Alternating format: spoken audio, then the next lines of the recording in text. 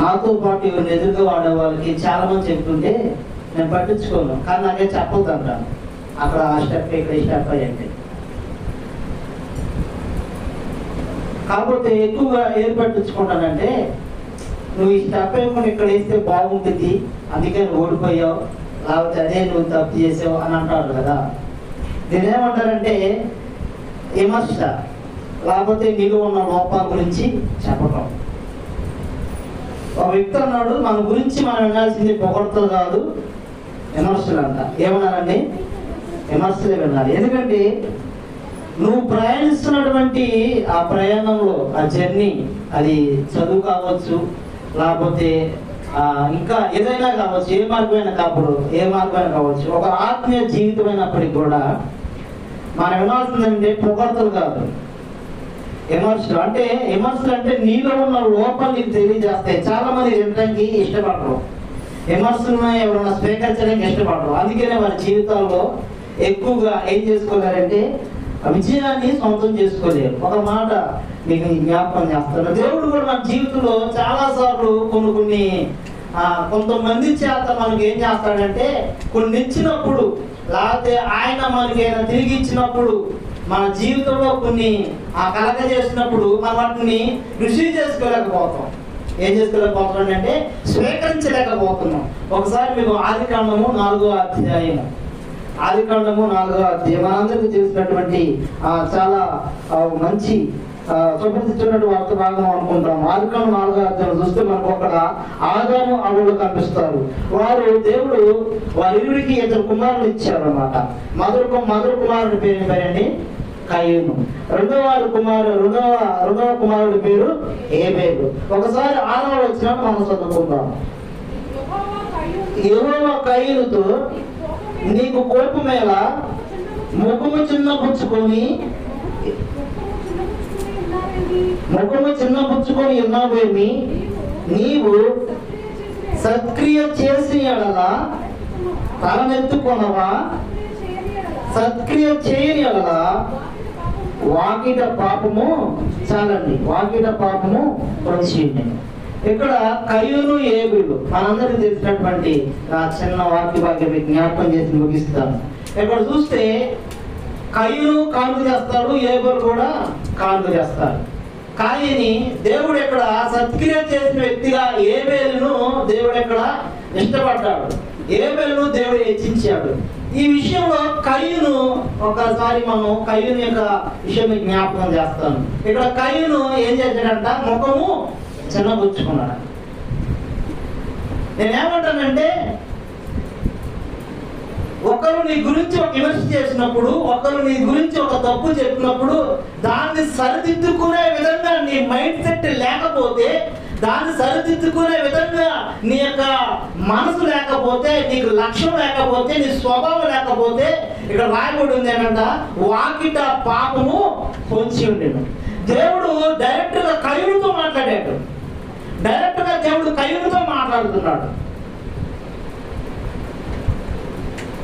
చిన్నపుచ్చుకున్నావు ఏంటని చెప్పేసి కయీనును సర్ది చెప్పేటువంటి ప్రయత్నం చేస్తున్నాడు. కయీను ఉన్నటువంటి ఆ యొక్క బహిరత్వం, లేకపోతే కయీను ఉన్నటువంటి కోపాన్ని, లేకపోతే కయీను ఉన్నటువంటి ఆ యొక్క ఏదైనా కావచ్చు, ఆ యొక్క స్వభావాన్ని తీసేయడానికి దేవుడు ప్రయత్నిస్తున్నాడు. కానీ ఆ కయీను ఏం చేశాడు, చిన్నపుచ్చుకున్నాడు. అంటే తనకు తాను రిలైజ్ అయ్యి పశ్చాత్తాపడి, అవును నేను తెచ్చి ఉండే కానుక నా తమ్ముడైన హేబేలు తెచ్చిన కానుక అంటే సరితూగలేదు, అవును హేబేలు తెచ్చిన కానుక దేవుడికి ఇష్టమైందంటే అతను శ్రేష్టమైనది, మంచిది, గొప్పది, ఆ ప్రధానమైన దేవుడికి ఇచ్చాడు. కానీ నేను అంత ఇవ్వలేకపోయాను, లేకపోతే మంచి మనస్సాక్షితో, మంచి స్వభావంతో, మంచి మనసుతో నేను ఇవ్వలేకపోయాను. అందుకే నేను సత్క్రియ చేసినటువంటి ఆ వ్యక్తిగా నేను లెక్కించబడలేదు అనే విషయాన్ని తను ఏం చేయాలంటే ఒప్పుకోలేదు, స్వీకరించలేదు. కాబట్టి ఏం చేశాడంటే కయీను వెళ్ళాడంట. 9వ వచనం రాయబడింది, 8వ వచనం చదవండి. కయీను తన తమ్ముడైన హేబేలుతో మాట్లాడెను, వారు పొలంలో ఉన్నప్పుడు కయీను తన తమ్ముడైన హేబేలు మీద పడి, దేవుని స్తోత్రం, హల్లెలూయా. ఏం జరిగిందండి ఇక్కడ? దేవుడికి 2 కానుకలు తెచ్చారు.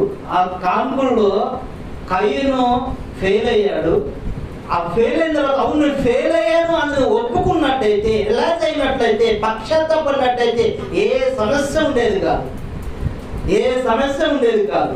ఒప్పుకునే లక్ష్యం లేదు.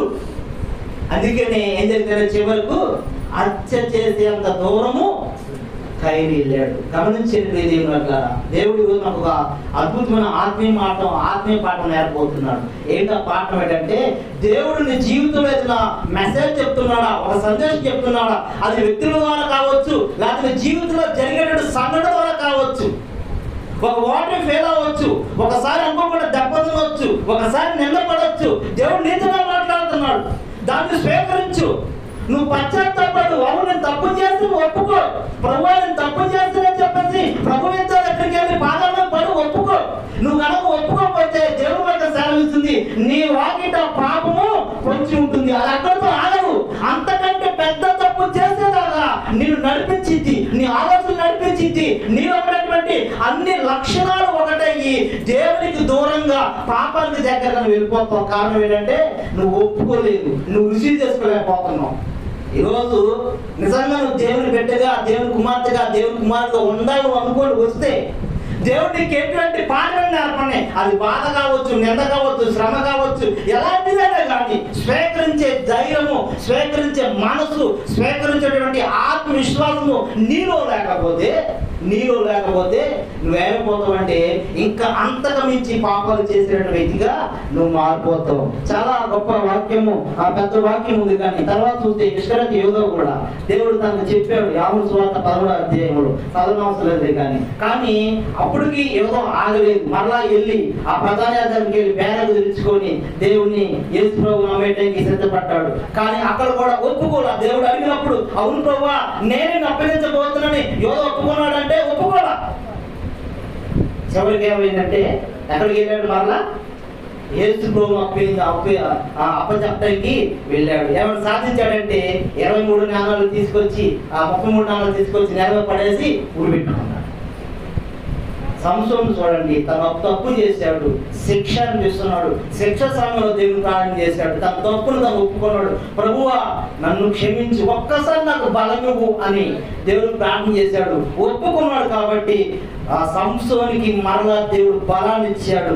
ఎంతో గొప్పదైనటువంటి ఆ యొక్క గోపురాలు 2 స్తంభాల మీద నిలబడి ఒక మనిషి 2 స్తంభాలను నెట్టగల శక్తిని దేవుడు అనుగ్రహించాడు. ఆ సంసోను గురించి అక్కడ రాయబడింది, తన జీవిత కాలంలో చంపిన వారి లెక్క కంటే ఆ రోజు చంపిన వారి లెక్క ఎక్కువ. కారణం ఏంటంటే సంసోను బలం మరలా తిరిగి పొందుకోవడం కారణం ఏంటంటే దేవుడు ఒప్పుకున్నాడు. ఈ రోజు మన జీవితంలో కావాల్సింది ఏంటంటే దేవుడు నువ్వు ఇచ్చే కాంతి కాదు, నువ్వు పాడే పాట కాదు, నేను చెప్పే వాక్యం కాదు, నీ జీవితం, నీ మీద నమ్మకం, నా మీద నమ్మకం కావాలి దేవుడికి. నేను ఏదో చేస్తాను, ఏదో వాక్యం చెప్తాను అని కాదు, నువ్వేదో పాడబడతావు కాదు, నీ మీద నమ్మకం కావాలి. ఈ రోజు నువ్వు 10,000 ఒక వ్యక్తి కావాలంటే 100 సార్లు ఆలోచిస్తావు. ఆ నోట్ వేసుకోమంటాడు, ఇస్తావా? నీకు నమ్మకం ఉంటే నువ్వు ఇస్తావు, లేకపోతే ఇస్తావండి ఏమో. దేవుడికి ఆ నమ్మకం దేవుడి నీ మీద ఉందా? దేవుడికి నీ మీద నమ్మకం ఉందా? నీలో నిజాయితీ చూస్తాడు. నా కుమార్తె నా కుమారుడు మంచిగా ఉన్నారా, నమ్మకాన్ని చూస్తున్నాడు. ఆ నిజాయితీ నీలో నాలో దేవుడిని కనబరచుకోలేకపోతే మన జీవితము వ్యర్థమైపోతుంది. కాబట్టి ఈరోజు మనం నేర్చుకుంటున్నావా ఆ నమ్మకత్వం మనం సంపాదించుకోవాల్సింది, ఆ సంపాదించుకోవడం కావాల్సింది మొట్టమొదటి ఏంటంటే నువ్వు తప్పు చేసావా 100 మంది మీదకి వచ్చి ఒప్పుకోవడం అవసరం లేదు. కానీ ఎక్కడ ఒప్పుకోవాలా? దేవుడి దగ్గర ఒప్పుకో. కంపల్సరీ జీవితము మార్చబడింది. అప్పుడు గొప్ప దీవులు దేవుడు మనందరికీ దయచేసి నడిపించును గాక.